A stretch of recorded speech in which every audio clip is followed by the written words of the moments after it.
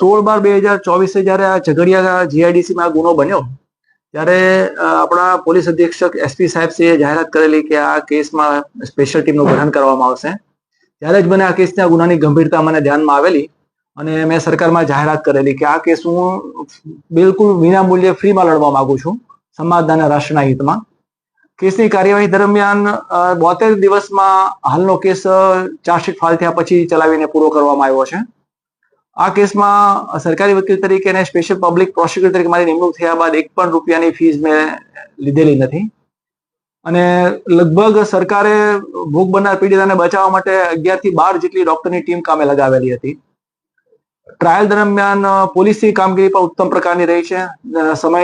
સમય દરમિયાન બધા જ સાક્ષીઓને ટાઈમસર હાજર રાખવા,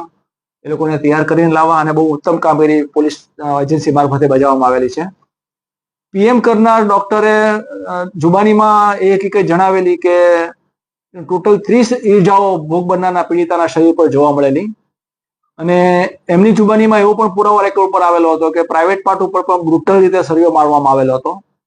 અને આ ઈજાઓ બળાત્કાર દરમિયાન કે પહેલા અને કર્યા પછી કરવામાં આવેલી હતી અને ખૂબ જ ગંભીર બાબત હતી. ને આ કેસમાં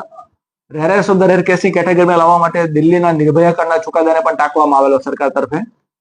અને એવી પણ દલીલો કરવામાં આવી કે આરોપીનો ગુનો ભલે ગુનાહિત ઇતિહાસ નથી કે કઠોર ગુનેગાર નથી, પણ એને જે રીતે ગુનાને અંજામ આપ્યો છે તે જોતા અમાનવી કૃત્ય છે,